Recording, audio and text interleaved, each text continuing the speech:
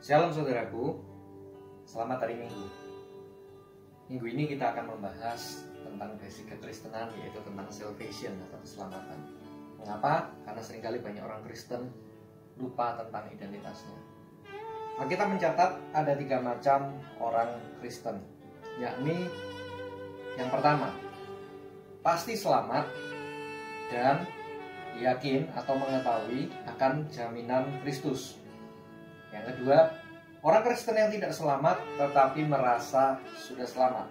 Dan yang ketiga, orang Kristen yang sudah selamat tapi tidak yakin akan keselamatan kekalnya. Bapak Ibu Saudara kasih, orang Kristen yang tidak selamat tetapi merasa sudah selamat adalah mayoritas orang-orang Kristen atau Kristen secara KTP, Kristen tanpa pertobatan. Mereka mungkin aktif melayani, mereka mungkin hafal teologi, bahkan mungkin punya jabatan di gereja. Tetapi sayangnya kita harus menjadi refleksi bagi kita sama. Orang-orang yang seperti ini tidak mempunyai hubungan personal dengan Bapa, Putra, Roh Kudus. Bahkan lebih daripada itu mereka bertolak belakang 180 derajat dari firman Tuhan. Hidup mereka duniawi, kesenangan mereka adalah harta, tahta, posisi, baik pria atau wanita atau pasangan itu. Sehingga mereka mencari Tuhan hanya untuk pemenuhan kebutuhan jasmani.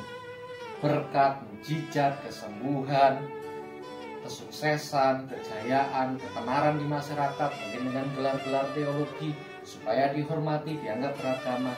Tetapi sayang sekali, kekristenan yang seperti ini tidak jujur dengan dirinya. Bahkan Tuhan menegur ini adalah ragi Farisi, ragi Saduki, yaitu orang yang penuh dengan iri hati, kecewa, tidak mau mengampuni, sirik, iri, marah, tidak jujur, mementingkan diri, suka memfitnah, suka kritik, bahkan saling mengkritik, dan secara tidak sadar melukai tubuh Tuhan. Kita bisa melihatnya di dalam Galatia pasal yang kelima, ayat 19 hingga 21.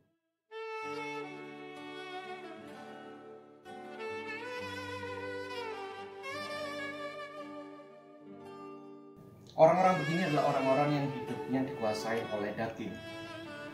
Berikutnya adalah orang-orang yang sebenarnya sudah selamat, tapi tidak menyadari sudah selamat, sehingga hidupnya berorientasi kepada legalis.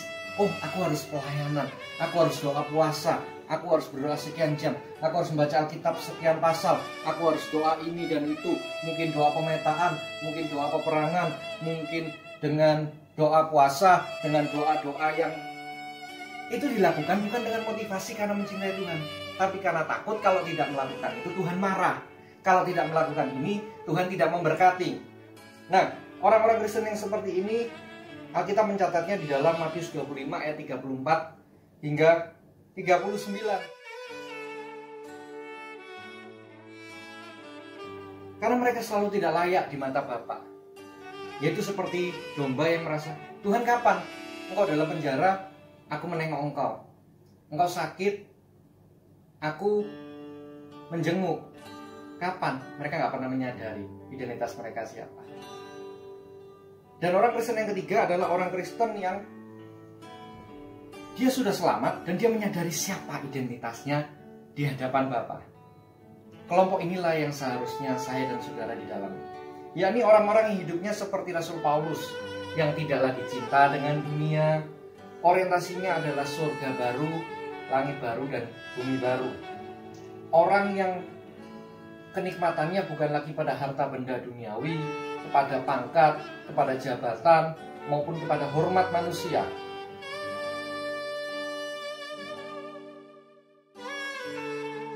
Tetapi yang bahkan kehilangan nyawa untuk Kristus, mereka rela.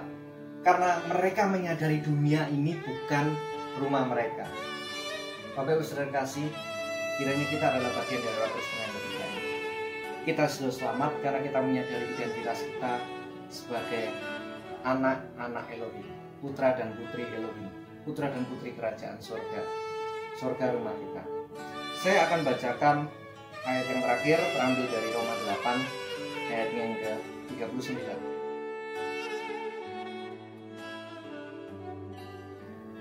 Nothing in all creation will ever be able to separate us from the love of God. Tidak ada satupun yang bisa memisahkan kita dari kasih Tuhan. Saudaraku, pegang erat ini. Pegang erat identitasmu, pegang erat bahwa engkau dan saya adalah putra-putri kerajaan sorga. Kita ini sudah ditebus dengan darah Yesus. Yohanes 1 ayat 12. Kita adalah anak. Kalau kita menyadari identitas kita anak, maka kita tidak mungkin berbuat dosa lagi.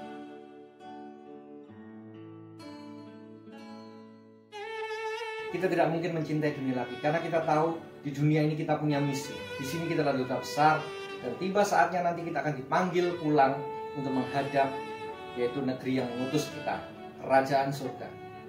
Doa saya bagi Bapak Ibu Saudara, Anda yang belum yakin Anda selamat dan Anda mengakui bahwa Anda masih jatuh bangun terus dengan dosa, bahkan mungkin kehidupan yang ganda, yakni pelayanan jalan terus, tapi dosa juga jalan terus. Ikuti doa ini sama-sama dengan saya. Letakkan tanganmu di dada. Tuhan Yesus yang kekasih, aku mengaku di hadapanmu. Selama ini hidupku bukan kristosentris. Hidupku tidak berpusat pada Engkau. Hidupku hanyalah aku, keluargaku, berkati aku, tolong aku. Ampuni aku Tuhan. Terima kasih Engkau menegur dan mengingatkanku pada siang hari ini, bahwa aku ini anak, aku ini putra, aku ini putri dari Elohim. Aku ditebus dengan darah yang mahal. Oleh karena itu biar aku memuliakan Engkau lewat tubuhku. Didik aku, ajar aku Tuhan Roh Kudus, biar semakin hari semakin serupa dengan Engkau Kristus.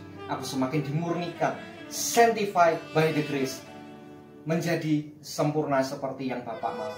Dunia bukan lagi rumahku, harta benda, ketenaran, kemewahan, seks, kenikmatan hawa nafsu, makanan tidak lagi mempesonaku.